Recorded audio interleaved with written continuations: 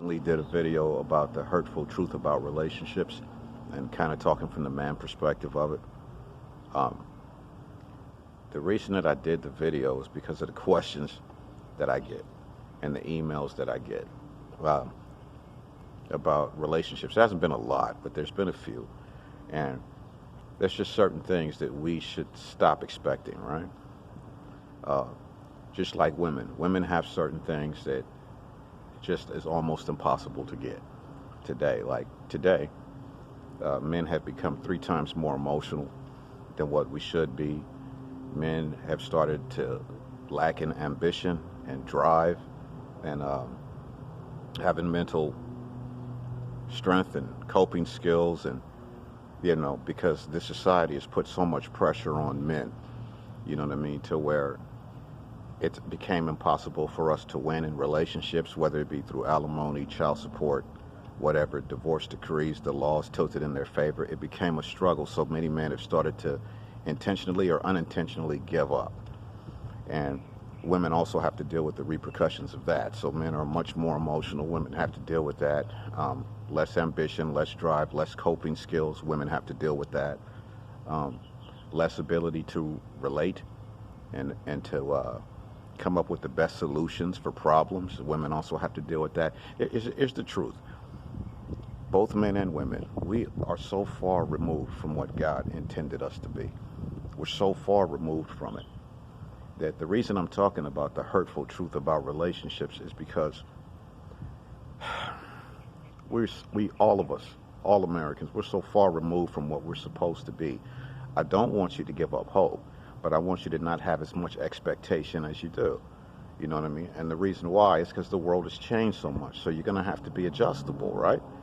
You got to be adjustable. If you really want to have a relationship and you really want to do this, then you can't go in with this old school concept or a complete new school concept. You're going to have to be balanced in your views, right? Understand how the world has changed, understand how it happened, and try to make the best choices to keep moving forward, to not just get stuck in a place.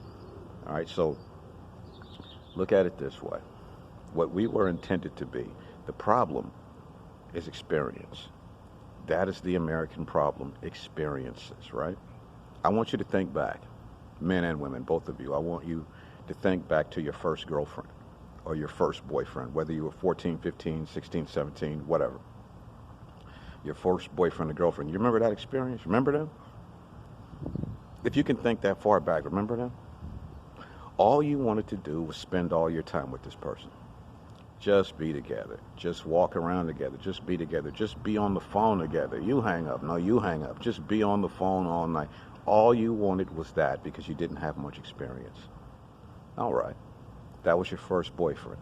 And then there was your second. And there was your third. Or your first girlfriend, second girlfriend, or your third. By the time you hit your 30s, you've averaged what? 30, 40 different sexual partners and 3 or 4 serious relationships. The problem with experience is that experience gives birth to comparison, and comparison destroys everything. We were never meant to have all of these experiences. So like when God created the 10 commandments, do not commit adultery, do not murder, do not steal, and all of this stuff, he didn't make the 10 commandments for himself. He made the 10 commandments for us because he knew if we did these things, we would hurt ourselves. It's not so much for him. He sent Christ to die for what we do, for him, to reconcile us to him, to reconcile us to each other. He gave us the 10 commandments. And all laws that we have in the country are a derivative of the 10 commandments. All laws are a derivative of the 10 commandments, right? We are so far removed that we've had so many different experiences. By the time you meet somebody, I've already had 4 or 5 bad relationships and a number of different sexual partners. If you think that this doesn't change me, you're tripping. You have all of these different comparisons. If you meet a woman today, let's say in her 30s, 40s, you have to fall into her top 5 penis list. You get what I'm saying? Where we're going, all of these experiences. Let's say that she's been through abuse in the past. Or maybe she dates nothing but neutered weenies who do whatever she says. Or what requirement do you think she's going to have of you? Or let's say that you meet a man who's not very ambitious or driven, and he is not really motivated to do anything, and he's emotional, and he's been in relationships where women allow this for some time. But what do you think he's going to be with you? Hey, we're so far removed from what we're supposed to be. I want you to be more realistic about what to expect getting into relationships. Now, people outside of, let's say, the ex-Jehovah's Witnesses, I'm just going to be honest with you. The people out here, the regular people out here in this world who never was a Jehovah's Witness or whatnot, I'm just going to be honest with you. Most people in this world, including the ex-JWs, I just don't take these people seriously. I just don't. It's not because I think I'm better than them. I know I'm not better than them. But I don't take them seriously because they don't take themselves or their commitments seriously. So if I meet an American woman, this is what I expect. Just already going in, this is what I expect. You've already had a number of sexual partners, and you've already had a number of failed relationships. You're coming into me with all of the feelings and emotional baggage that comes from all of the things you've already experienced. And what I'm supposed to do is navigate through all of this and somehow find a way to create harmony between you and I when I have my own dysfunctional experiences and my own experiences in life that has kind of taught me how to navigate and how to move. Is that fair? Nothing's fair. So what I found is that people are trying to bring in their baggage. They want you to unpack their baggage for them, or fold their clothes for them, or just adjust your life according to their dysfunction or their baggage. I can't do that, all right? And then asking you to adjust your life according to mine. That's not fair either. So when it comes down to what to expect from Americans, American men or American women, what it comes to expect, you got to understand that we have received more than we were ever meant to have. We weren't supposed to have all of these experiences and sleep with all of these people and date all of these people, but we live in a dark, satanic country. That's where we live.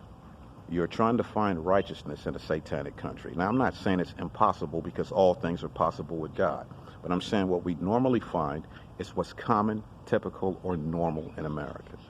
And what's typical and normal in America is not morality, not spirituality, not a moral base, not commitment.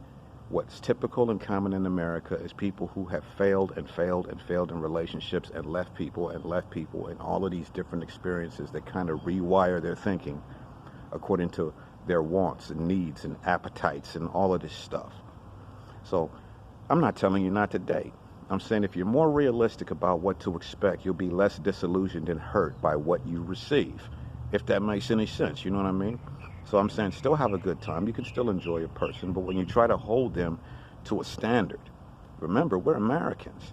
So to try to hold anybody to a standard, it's like you're not accounting for all of their experiences. You're not accounting for it. We have to account for it because this is the only way we'll be able to relate to each other, is to account for what a person's already gone through. I don't have to ask what you've gone through. You're an American. I know what you've gone through. You've had a number of different partners. You've had a few different relationships and the shortcomings of those and blah, blah, blah. And, you know, it is what it is. So the reason that I say this is because people need to be less disillusioned and disappointed in what you find. Don't take it that seriously. Learn to enjoy one another. Learn to enjoy your similarities. The differences, you can either set them aside or let them break you up. But it's up to you. But we should all be realistic about what we can and cannot have here. All right? One.